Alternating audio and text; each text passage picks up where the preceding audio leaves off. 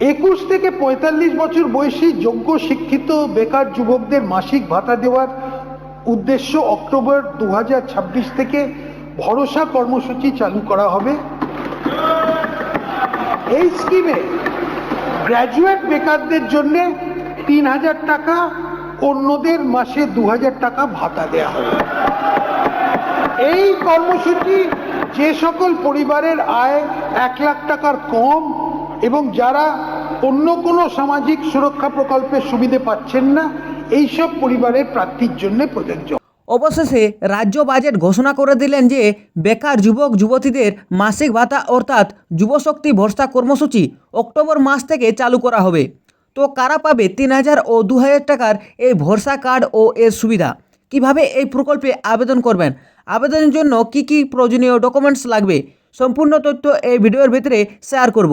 কাজে এই ভিডিওটি যদি তোমাদের উপকার হয়ে থাকে তো অবশ্যই লাইক করবে এবং যারা যারা এই চ্যানেল নতুন তারা অবশ্যই এই চ্যানেলটিকে সাবস্ক্রাইব করে রাখবেন। সর্বপ্রথম বলি, যুবশক্তি প্রকল্প আসলে কি? এই প্রকল্পের মূল লক্ষ্য হলো রাজ্যের শিক্ষিত কর্মহীন যুবক যুবতীদের আর্থিক সহায়তা প্রদান করা, যাতে তারা নিজেদের ভবিষ্যৎ গড়ে তুলতে পারে। রাজ্যের বেকার যুবক যুবতীদের চাকরির প্রস্তুতি, ফর্ম ফিল আপ এর জন্য আর্থিক সহায়তা প্রদানের উদ্দেশ্যে যুবশক্তি প্রকল্প চালু করা হয়েছে। এর আগে রাজ্যে যুবসাথী প্রকল্প চালু ছিল, যার মাধ্যমে বেকারদের প্রতি মাসে 1500 টাকা করে দেওয়া হতো।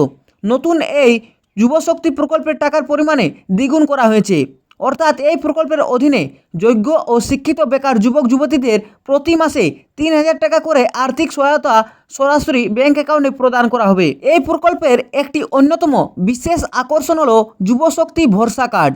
যে সমস্ত আবেদন প্রার্থী এই প্রকল্পে আবেদনের পর যোগ্য বলে বিবেচিত হবেন, তাদের সরকার থেকে একটি বিশেষ পরিচয়পত্র বা ভরসা কার্ড দেওয়া হবে।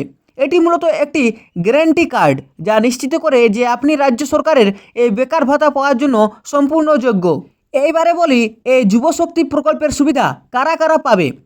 যুবশক্তি প্রকল্পের সুবিধা পাওয়ার জন্য রাজ্যের যুবক যুবতীদের যে সকল যোগ্যতাগুলি প্রয়োজন সেগুলি হলো, আবেদনকারীকে অবশ্যই পশ্চিমবঙ্গের একজন স্থায়ী বাসিন্দা হতে হবে। প্রার্থীকে ন্যূনতম মাধ্যমিক বা সমতুল্য পরীক্ষায় উত্তীর্ণ হতে হবে।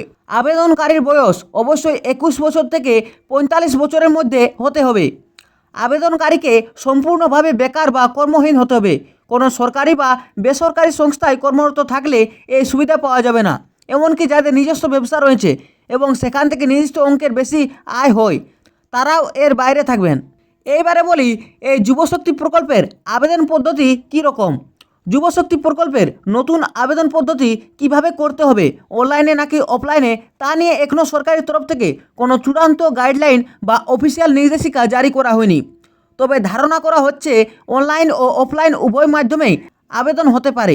এছাড়াও বাংলার যুবসাথী প্রকল্পের সুবিধাভোগীদের ডাইরেক্ট এই প্রকল্পের আওতায় অন্তর্ভুক্ত করা হতে পারে। যুবশক্তি প্রকল্পটির অফিসিয়াল পোর্টাল এখনও সম্পূর্ণভাবে চালু হয়নি, তাই চাকরি প্রার্থীদের যে কোনো বিভ্রান্তির তথ্য থেকে দূরে থাকার এবং সঠিক সময়ের জন্য অপেক্ষা করার অনুরোধ করা হচ্ছে। প্রত্যাশিত যে সকল পদ্ধতির দ্বারা আবেদনকারীরা অনলাইনে আবেদন করতে পারেন সেই সকল পদ্ধতিগুলি হলো, রেজিস্ট্রেশন লিঙ্কটি সক্রিয় হওয়ার পর আবেদনকারীদের বাংলার যুবশক্তি যোজনার অফিসিয়াল পোর্টালে যেতে হতে পারে। পোর্টালে হোম পেজ সুবিধাভোগী নিবন্ধের একটি লিঙ্ক উপলব্ধ হতে পারে। মোবাইল নম্বর এবং আধার বিবরণ ব্যবহার করে নিবন্ধন সম্পন্ন করা যেতে পারে। নিবন্ধনের সময় নিবন্ধিত মোবাইল নম্বরে ওটিপি যাচাইকরণের প্রয়োজন হতে পারে। আবেদন প্রক্রিয়ার সময় এমপ্লয়মেন্ট এক্সচেঞ্জ রেজিস্ট্রেশন নম্বরও প্রয়োজন হতে পারে। সফল নিবন্ধনের পর আবেদনকারীরা তাদের মোবাইল নম্বর এবং ওটিপি যাচাইকরণের মাধ্যমে লগ ইন করার সুযোগ পাবেন। এই যুবশক্তি প্রকল্পে আবেদনের জন্য যে সকল ডকুমেন্টসগুলি লাগবে সেগুলি হলো প্রয়োজনীয় ডকুমেন্টস। প্রথমে আধার কার্ড, ভোটার কার্ড, জন্ম তারিখের প্রমাণপত্র বা মাধ্যমিকের অ্যাডমিট কার্ড, শিক্ষাগত যোগ্যতার প্রমাণপত্র অর্থাৎ মাধ্যমিক ও উচ্চ মাধ্যমিকের মার্কশিটের কপি, ব্যাংকের পাসবুকের প্রথম পাতার কপি, পাসপোর্ট সাইজের ছবি, মোবাইল নম্বর আধার সংযুক্ত।